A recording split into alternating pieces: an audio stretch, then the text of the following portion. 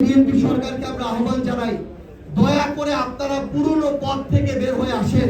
চাঁদাবাজিকে ধারণ করে আগামীর বাংলাদেশে আপনাদের রাজনীতির কোনো অস্তিত্বই থাকবে না। তার সভ্যতাকে মিশিয়ে দিতে চাইলো, তাদের পক্ষে স্টেটমেন্ট দেওয়ার মতো নতজানু পররাষ্ট্রনীতি বাংলাদেশের জনগণ কোনোদিন প্রত্যাশা করে না।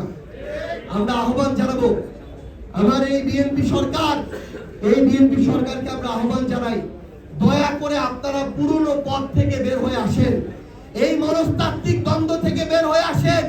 মনে রাখবেন, মাঠ পর্যায়ে আপনাদের যে অবস্থা আমরা এটা দেখতে পাচ্ছি যে চাঁদাবাজিকে কন্টিনিউ না করে মাঠ পর্যায়ে আপনারা আপনাদের রাজনীতিকে ধরে রাখতে পারবেন না। কিন্তু এটাও মনে রাখবেন, চাঁদাবাজিকে ধারণ করে আগামীর বাংলাদেশে আপনাদের রাজনীতির কোনো অস্তিত্বই থাকবে না। এই জন্য আপনাদেরকে এমন একটা পথ বেছে নিতে হবে, যে পথ জনগণের আকাঙ্ক্ষার পথ। আমরা আপনাদেরকে আহ্বান জানাই, আমরা পুরো বাংলাদেশে আমাদের এনসিপি কে সংগঠিত করছি। আমরা আগামী 30 তারিখে বাংলাদেশের 100টি উপজেলা এবং পৌরসভার উপজেলা চেয়ারম্যান এবং পৌরসভা মেয়রের প্রাথমিক তালিকা ঘোষণা করছি। পর্যায়ক্রমে বাংলাদেশের প্রত্যেকটি উপজেলা এবং পৌরসভার প্রাথমিকভাবে সমর্থিত যারা আছেন আমাদের প্রার্থী, তাদের তালিকা ঘোষণা করব।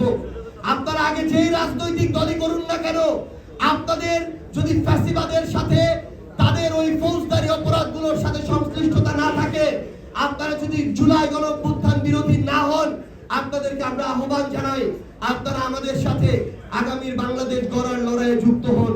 আমরা আহ্বান জানাই, আপনি বিএনপি করেন, অন্য কোন রাজনৈতিক দল করেন, আমাদের সমস্যা নাই। আপনারা যদি পরিবর্তনের আকাঙ্ক্ষা নিয়ে আগামীর বাংলাদেশের রাজনীতি করতে চান, তাহলে আহ্বান করব আপনারা এনসিপিতে আসুন। আপনারা নতুন করে নিজের শির দ্বারাটা শক্ত রেখে পুরনো সিন্ডিকেটকে ভেঙে ওই পুরনো বন্দোবস্ত থেকে বের হয়ে এসে আপনারা চেয়ারম্যান, মেয়র, কাউন্সিলর থেকে শুরু করে প্রত্যেকটি জায়গায় নির্বাচন করুন।